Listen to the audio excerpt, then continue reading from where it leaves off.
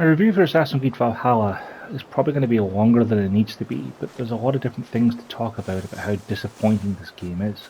Because after Origins and Odyssey, both of which I enjoyed, I was hoping for more from this. And it's really just more of the same.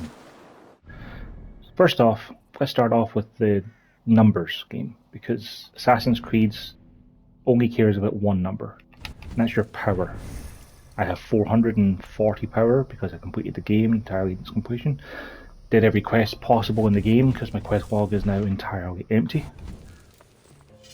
Power is the only number that matters.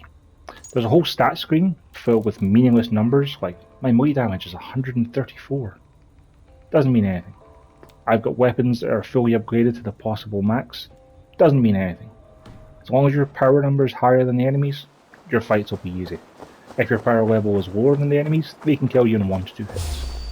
Combat for the most part has been pretty boring, because for the most part it's pretty easy.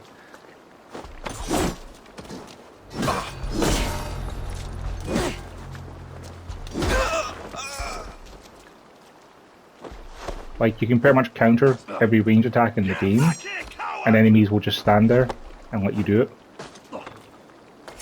And just murder them with throwing projectiles. There's nothing interesting to it. You kind of have to want to engage yourself with the combat to make it more interesting. And you see these animation finishers all the time. Because there's only a handful of them, and they're based on what weapon the enemy has. So for instance, if the enemies have a spear, there's only one animation for killing them with their own spear.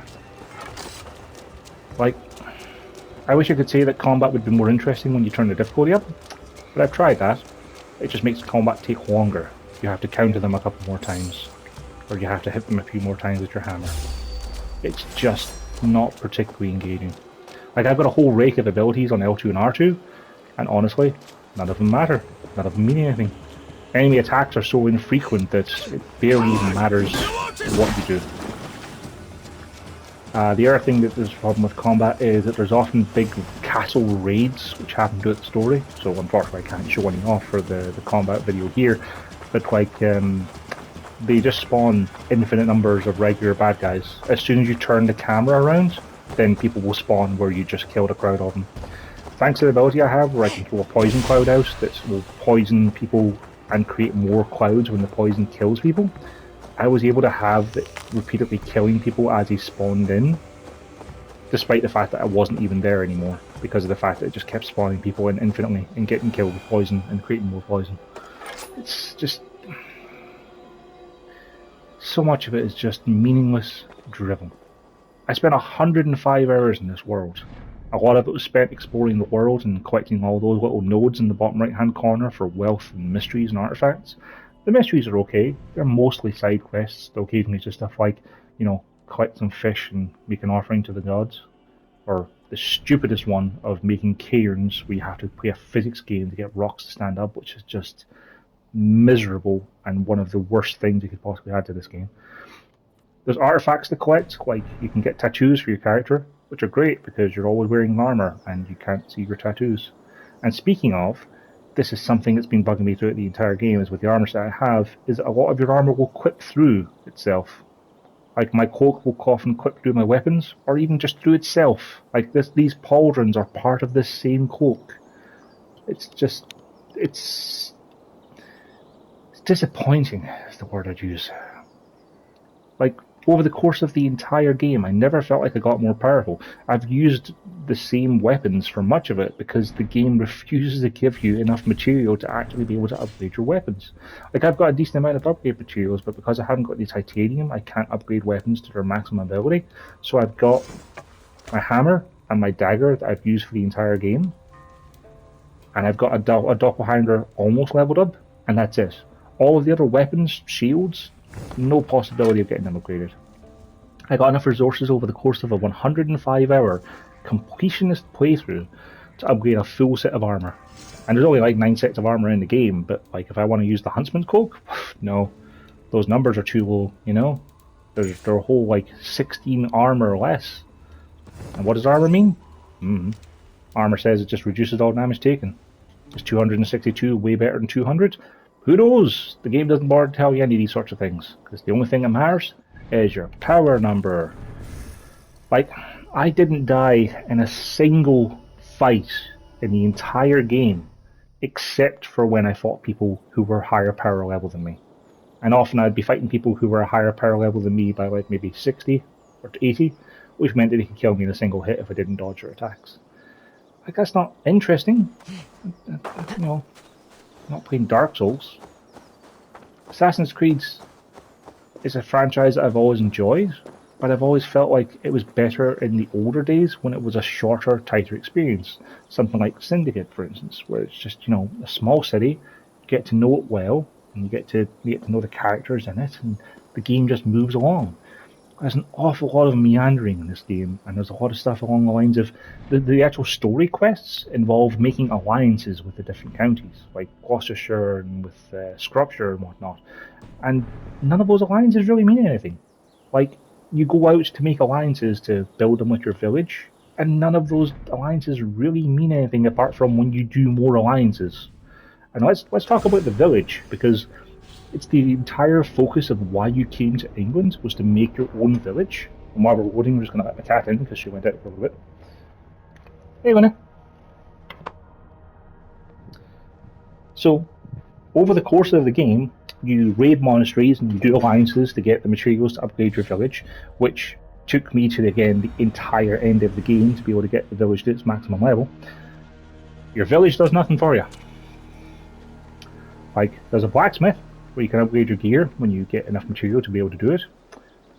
And there's a shop. There's a place where you can change your tattoos. Like, there's all these icons. And there's stuff like improves feast buff, shows you things on the map which you can find just by looking around the map. Improves feast buff. And the whole thing of the feast buff is what that little icon is in my map. Oh, and that's now stuck on the screen, so thanks for that, Assassin's Creed. Like, I currently have a feast buff going, which is running for another 33 seconds, where you've got, like, extra health and armor. Hooray. Like, the village is supposedly the heart of the game, and it has a host of characters who you'll interact with once, maybe twice. Like, there's a Hidden Ones Bureau here, where an assassin stands around, not going out and assassinating anyone. He just stands there so you can talk to him and give him some medallions so you can get some small rewards. Like, you might think you can get some randomized assassination missions from him. Nope, that's all done from the in-game market, because this guy sells things that you can get from the in-game store. Because sure, of course you can buy more things.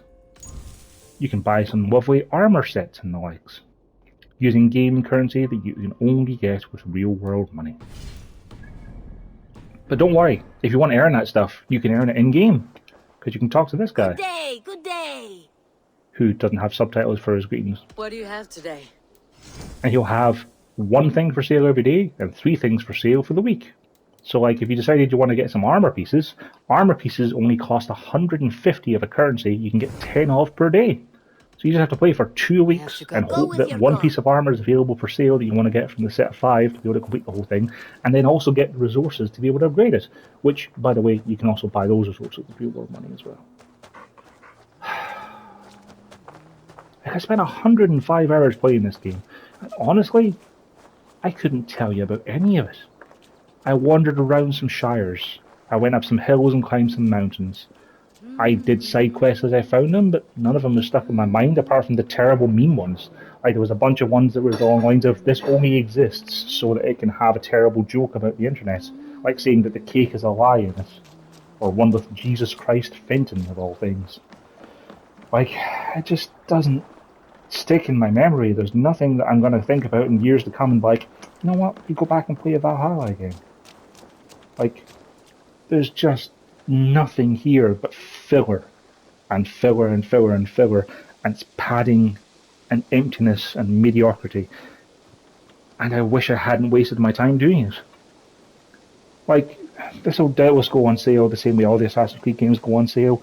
If you see it for 20 quids, you could do a lot worse for 20 quids. You'll certainly get your value for money out of it if you do all the things, but honestly, I was bored for so much of it. And it was only my broke brain that had me think, yes, I have to complete this, that made me complete it. There were many points throughout where I thought, you know what, I just don't want to do this anymore. But I did anyway because I'm broken. But you don't have to do that. You can spend your time playing good games. Games that stick in your mind, games that have characters you care about, games that have stories that mean something, that aren't just, let's go to England and mess around and we'll talk to some people and make some kings because, uh-huh. Like there's even stuff like the stupid Order of the Ancient stuff where you go around assassinating people. Like, the part in the game where you play as an assassin, that's completely meaningless too, because the people you're assassinating literally don't pop up in the world until you find the clues, and then the clues you get are from the story. So, like, you can think, yeah, I want to go after this branch of the Order. It's like, well, you have to go and do the Alliance missions that are there. And all the Alliance missions are boring. Or if not boring, straight up dumb. Like, the only Alliance mission I can think of off the top of my head is one where you're trying to find who's the Order member at a council who's poisoned some wine. And when you decide who it is, because you've figured it out through detective work, you then watch people drinking poisoned wine, and your character doesn't say, like, hey, stop, that stuff's poisoned. They just stand there and let people die, because, sure, it's a cutscene. It's all just a letdown. Like, I honestly thought that this could build on the ideas that Odyssey had, and we won't even talk about the modern day story stuff. But yeah, I cannot recommend this game. Not until it goes down really, really cheap. Like, I got the season pass for this because it was the same price as getting the regular price of the game, and I won't even keep it for the DLC because I have absolutely no interest in seeing where the DLC takes me. There's just nothing here that I care about. Yes, Luna, there's not a thing to care about.